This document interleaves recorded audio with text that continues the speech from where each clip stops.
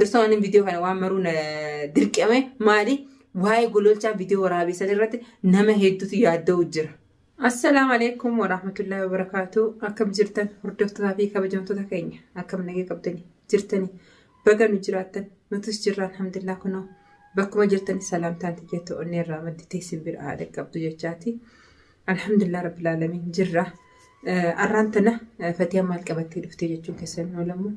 Arraan tana waan lama isin ibsu as bahee tokko viidiyoo eda gololchaawut gaddisee irraan nama hedduu rakkachuu jirtanii bahar maal ta'ee rabbii jaa cinqabnee adda nu baasaa bahar maal ta'ee jechuu jirtanii komentii hedduu keessaan dhuftanii wal qunnamuu dadhabne nama hedduu jira. Isinumaaf walii galaan isin ibsu as barbaadeen as bahee gololchaa dhugaadhaa viidiyoo takka gaddisee ture. Viidiyoo sana nama hedduu yaachistee jirti. Maal jee gaddisee dhugaa isaatiin illee maaliif illee sodaa keessa jirtuu fi shakkii keessa jirtutu san jechisuu danda'e.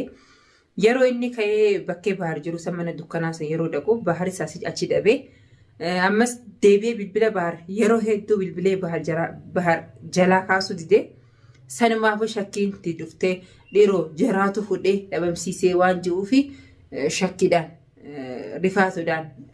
rifaatu baariif qabu jechuu kiyya. Rifaatuudhaan viidiyoo isa waraabbachuu danda'e. Maaliif gololchaan dhugumaan rifateeti. Bilbila hedduu baarra bilbila kaasuu didee baaris yeroo mana san ka'ee dhaqu mana san irraas baar mana kaanitti isaan ilaalaa jeekkutee sanumaaf wal dhabaniiti gololchaan shakkiidhaan viidiyoo isa waraabe. Alhamdulillah rabbil alamin bahar fayyaa nagee qaba. Waa takka illee hin taane jarrilee hin dhamaasne alhamdulillah. Dhugaadhaan gololchaanis obboleessaatiif rakkachuu fi cinqabuuf jechaa viidiyoo isa waraabe waan ta'u dhabeeti akkasitti ol bahee waraabe jechuu kiyya. Akkasii hordoftoota keenya yaaddawina alhamdulillah bahar nagee qabaa. Uummanni waa takka illee hin goone dhugaa uummanni zaalimni ol bahanii maal jechuu jiran bahar kunoo sheexantichi keenya isaan sheekaa ajaanan sheekan jiruuni. Sheektichi keenya sheekni maali sheekaa afaan kiyya wallan jechuun eddee jira. Sheektichi isaanii sheexantichi isaanii jechuu kiyya isaatu bahar nu fidee jechuu jira. Uzubillah mushtarrajib bahar isaanis hin geessine ifi aaree eega qabeenya isaa illee calloo isaatii waan isaan balleessanii sila harka maratee akka taa'uuf barbaadanii aaree gaajee mana sandaqee isaan dhabee uummanni mana meeqa qabanii allaa alam sanis hin jiranii kaanis illee hin jiranii isaaf balloon edallee deemaa bulanii. Garuu isaan akkuma isaan dandeetti namticha isaanii san akka bahar fideef yaadu jiran. Laa isin finneef maal fidaaf inni dandeettii kamiin bahar kaasee bana san geessuu fi danda'a. Sammuu keessa wal dalasiisa uummata muqaffala. Bahar aara isaati aaree akkasitti aareetti butameeti ka'ee halkan kobaasaa mana san dhaqee garuu waa takka illee ta'u wallahi aaraan kutee bahar. Waa takka illee ta'u waan fedhe haa ta'u jeeti akkasii kute garuu isaan dandeettii isaan haasawaa fi bahar sheeka biraa qabaa keenya irraa jabaa qabaa bahar sheeka tokko hin qabu rabbii tokkichaa qaba sheeka keenya daranii qabaa isaan nummoo maal awuz billaa min sheexarrajim kana isinuma irratti taa'alchu garuu bahar leecalloo sila harka maratee taa'ee ayizoo akkasiin joo barbaadaniinsaa. Arras yoo usee taa'e boru dhuftanii olaasaa cabsitan yoo har'a makiinaa cabsitanii yoo usee taa'e boru dhuftanii makiinaa cabsuun keessan hin oolamu sanumaaf aaree tuffii dhugaadha tuffiidha tuffii sadiitu fidee makiinaa sin cabsisse garuu uummata akka taatan dhabdanii jirtan maqaa dhajjaash wallaahi akka taatanii dhabdanii jirtan akka taatanii dhabdanii jirtanii. Waa hedduu waan hin taane hunda ol baatanii bazabazaan haasa'ina. Bahar sheekas takka hin qabu. Isin warra maarree inni sheexan jettanii warra waa gabbaru isin warra waa irratti amanu isin inni rabbi tokkicha irratti amana sana marattu hunda dhiifata. Ilma namaa namni hin amanu ilma namaa hin gabbaru. Isin maratti hawalchuu tana isin maratti agarreen nuti bahar haqqa isaatiitu ofu jira. Haqqa isaatiitu waa hundarraa najaa baasu jira. Isinamu kan sheeka nurraa jabaa qaba baarsaniif dhufee bakkeessan maal la hakkasaati. Takka sheekan qabu baar. Rabbi tokkichaa qaba. Sanitti tokko na ta'e maal kaniif guyyaa.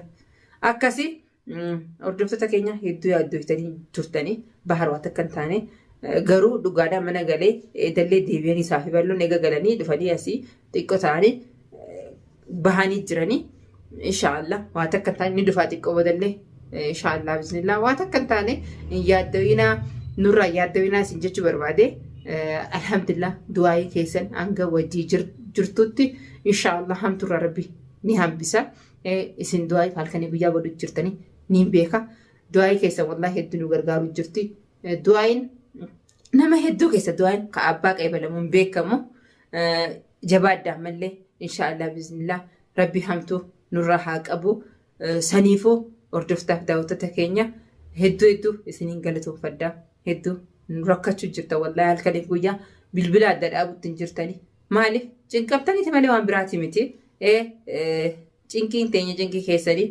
yaadni keenya yaada keessanii gammachuun keenya gammachuu keessanii yeroo rakkannis noo jira rakkachuu jirtanii hin beeka saniifuu nuun faaddaa rabbii umriis na haa dheeressu waa hundaafuu inshaallah rabbiin khayrii haa godhu alaa kulli haal ummanni zaalima edallee kadir ari'u jiranii ani kadir alhamdulillah kadir akka nama tokkotti nama badiisaarraa deebi'ee namni badiisaa beekeen badiisaarraa deebi'ee dhugumaan nama na biratti kadir maashaallah yeroo mana kana jirus salaat isaa qaxin godhu halkanii guyyaa salaat isaa yeroo eeggatee salaatu ture maaliif dhugaadha hidhaallee jiraatu olaanti cufamtullee hidhaan jiru asumatti quraana isaa garee salaat isaa salaate maashaallah wallahi hedduun na gammachiise ani baduu isaallee guyyaa duraallee jeetin jira kadiraa baafatu jeetin jira yoo baafates maaliif waan hin godhus hin qabu maali as keessatti hidhallee nagumaan ta'a malee mucaan maashaallah karaa rabbitti illee deebi'ee jira badii isaallee nama sirrii beekee as keessaa wayiwaachuu ture wallahi yoon baheellee waan akkanatti deebi'u nuti ga'amanuu dhabnee malee dubbachuu ture wallahi hedduu dubbachuu ture garuu ani akka bahee dhugaadha yaada akkanaan inni qabaan seene dhugaa namni tokko yeroo dura yeroo namni harkaa qabe wayiwaatee ittiin deebi maal jee yeroo immoo ati amantee gadhiistu hojii isaa irratti deebi'a. Ani akkasiin seeka tartaraa dura garuu ammallee allaalam dubbatee ol bahe niin deebi'a guyyaa baar dhuffatee ani niin deebi'a wallahi niin deebi'a nan jee gute yoo deebi'ees rabbumaa beekanumaan eegaa garuu ani deebii baatullee badiisaa waan itti jiru san badii ta'uusaa beeknaan ani deebii baatullee wallahi irraan kaayyanne maaliif hammashi waan duraan dabarseessan waan rabbiin hin jaalanne waan rabbi isaa waliin dhorku waan rabbiin isaa waliin fageessu akka ta'e beeknaan gama kiyyaan wallahi deebii baatee bas karuma toobaasa deebi'ee ummatuma kana wajjin walitti makamuu baatee bobbee yoo gale ittiin gammada obboleessa akiraati. Maaliif ilmoo daa'ima gurbaan ganama meeqaa eeggata? Uummanni illee qancaradha. Uummanni amaqaa'eef nama guddaa. Najaas qancaradha nama guddaadha. Garuu ilmoo mucaan kun amma kadir kun daa'ima ganama meeqa itti eeggata fuula dura waa meeqa eeggata? Akka isaaniitti hin bilchaanne jechuu guyya. Sammuu sanaan waan akkanaa kana sammuu keessa kaayate boodoo akkam ta'aadha. Obboleessa biyya xiqqaadha. Obboleessa akiraati. Sanumaan na rifachiisa dhuga. Garuu eegaa amma toobatee badiisaa beekatee bobbee nagaan dalagatee galee rabbi isaa wajjin walitti araaramee rabbi isaa waliin walitti dhiyaatee yoo jiraate ani gammachuuti. Waan biraan naa godhuu baannaan dhuga walillee beennu wamaa kanaa shirii kanaa wal barree garuu mucaan kun eega mana kana ji'a takka guutuu mana kana keessa taa'u jira. Salaata isaa quraana isaa deebi'ee waan itti jiru kun badiidha jee sammuu isaa kana qulqulleessee nagaan yoo jiraate ittiin gammadaaf niin gammadaaf illee itti gammaduu qofaa miti niin gammadaaf isaafis maaliif karaa sirrii jira karaa uummanni ofu jiran san karaa zulmiiti karaa sharriiti karaa boolla isa naqixu akiraallee isan tolchine addunyaa dhiisa ta'a addunyaa amma gammadanii nyaatanii dhuganii jaanii akkanatti qilleensarra ol bahanii ijjisuun tun faayidaan qabdu akiraa saniitu hamtu obboleessa kiyya xiqqaadha. Obboleessa akiraati saba kiyya waan mana irratti arguun barbaadu. Ammoo inni karaa nagaa deebi'ee toobatee nagaan jiraatu isaa kun na gammachiisti. Isallee nama akkana karaa deebi'ellee hola halkan dukkana keessa dhaabbatanii eeggatan. Subhaanallah manni kun jalliina isaanii mee ilaalaa hordoftaaf daawwattoota keenya. Mucaa miskintichi maaliif karaa nagayaan deeme maaliif karaa rabbi isaa jaallatu deebi'ee jaanii halkan akkasiin reeban karaarra dhaabbatanii garuu haqasaa ni ba'a Kadir waa takka godhullee hin danda'an. Haqasaatu isa baasa. Maaliif dogongore balleesse badiisaa beekkatee toobatee har'aan tana. Kara toobatee jira mucaan kun. Mii uummatuma jallaa kana mee ilaala. Uummata rabbiin sodaanne kan.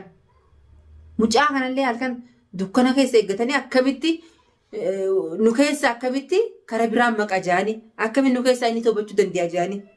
Mee isaan Kadiruu toobate nutillee maal taani jaanii isaan isarraa guddaadhaa'u. Maqaan Kadir dhaluu ni danda'a. Yoon kijibee malee. Nama guddaa maqaa dardara akkasaa qaba mana keessaa.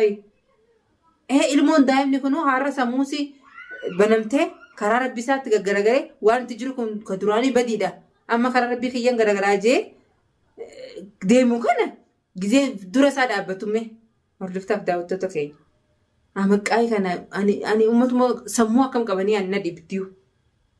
Sadii fi alaa kullaa ani waa'ee isaanillee waa'ee Kadir kanaan tuquu barbaade garuu duraan dursa waan viidiyoo kana waan maruu dirqame maali waa'ee gololchaa viidiyoo waraabessan irratti nama hedduutu yaadda'u jira. Siniibsaa jeetiin as bahe. Gololchaanis dhugaadha. Shakkii keessa jirtu uummanni kun kayriin qaban ni beeka. Shakkii keessa jirtuun akkasitti viidiyoo san jarjaraa waraabuu danda'e. Innillee waan biraatiif miti nama jeequuf nama rabbashu nama yaaddeessuuf danda'e. Inninis uummatuma kana inninis amma dura namaatu akkana godhe. Yaa obboleeyyan yaa hordoftoota keenya. Namni ilmi nama garaa jabeenya nama kana rakkoo waan akkana hojjetu innis jila san qabaa fi viidiyoo san waraabee qilleensarra oolchee garuu inshaallah baharillee waa takka hin taane waa takka illee ta'u inshaallah biznillah rabbii waliin jira. Rabbii wajji jira waa takka illee ta'u ummanni musiibaan kun illee waa takka godhuu hin danda'ani izni rabbiitiin. Kanumaafuu yaaddeen hordoftaaf daawwattoota keenya bahar nagee fayyaas ni qaba inshaallah xiqqoo boodanii dhufa. Inni dhufee viidiyoo wajji waraabnutti angasu turtii gaarii isiniin jaa. Assalaamu alaikum wa rahmatullahi wa barakaatu.